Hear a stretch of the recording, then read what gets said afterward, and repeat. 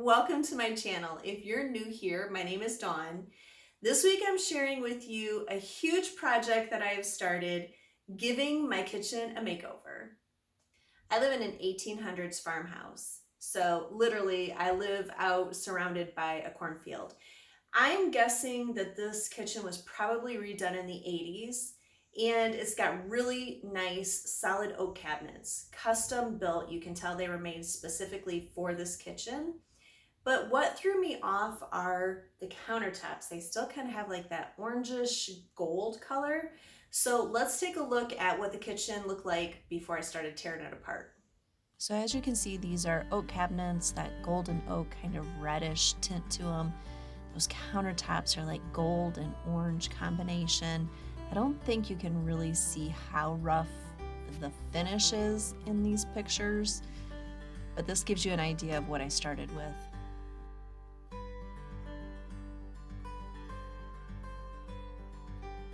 I also wanted to show you the lighting situation I have going on. That oak is all going to get painted up there as well. There were clear pieces that were in there that will be replaced. So as you can see, it's very dated, and I am working on a shoestring budget. So I am going to start with the biggest chunk of work, which is getting all of these cabinets painted, which it's a seriously daunting task in itself. So let's take a look at what I got done this week.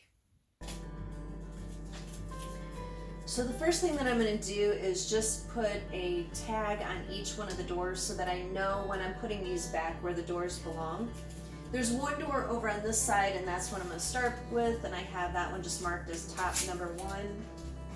So just stick that on there. And I can just move these around because I'm using painter's tape. I'll be able to move these around as needed as I'm, painting. Okay, I've got painter's tape on all of the cabinets and all of the drawers. So I'm gonna know where each and every piece goes back. So now comes the fun part. I'm gonna start taking off the doors and get them set up out in my shop so I can start cleaning and painting.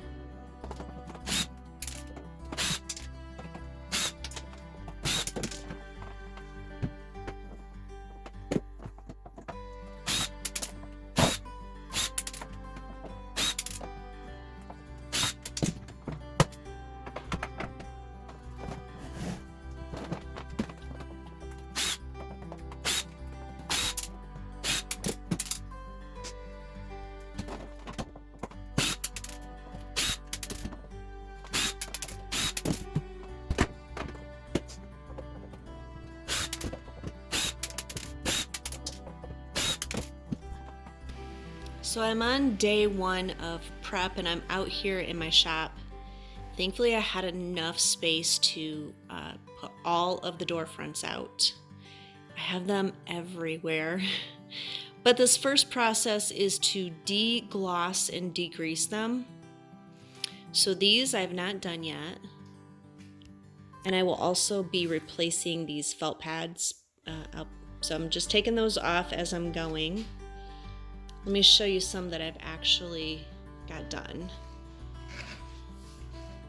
So these are already done. This gives you a good idea of kind of how rough some of these doors are, but it already feels like 100 times better just cleaning them.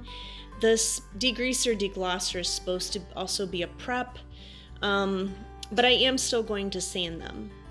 So anyways, today I'm going to try to get all of these done so that tomorrow I can work on the front of the cabinetry in the house.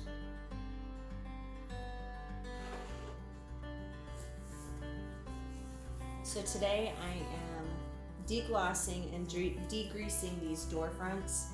Thankfully this deglosser that I'm using is not toxic because it's really rainy out today, and so this is really the perfect time to do this job. I am taking off all of these little felt pads because I am going to replace those. I couldn't find my metal scraper, so this plastic one is doing. It's working.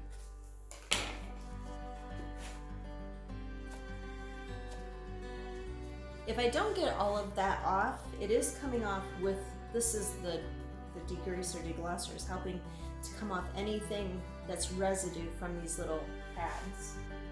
I got these little scrubbers. I picked them up at the Family Dollar store. And I'm just starting on the back side to begin with. Putting a little bit of this deglosser on there. Kind of putting it more on my sponge part of it. That's the nice thing about these. One part is sponge and the other is a little scrubber.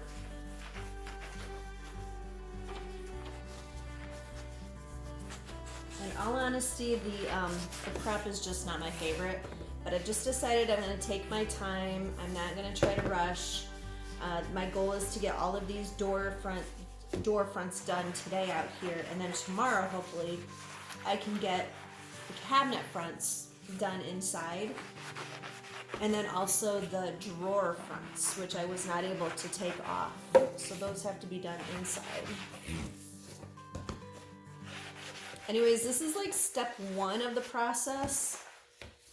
Just cleaning it up good. And then I have some shop towels that I'm using, and I'm just wiping it off.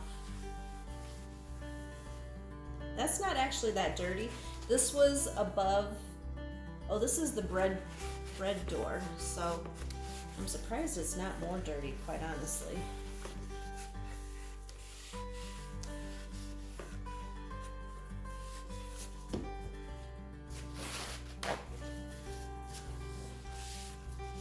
I am gonna sand all these still, but this really helps to make it feel like it's already 100 times cleaner. Just gonna put my little tag down there and do this side.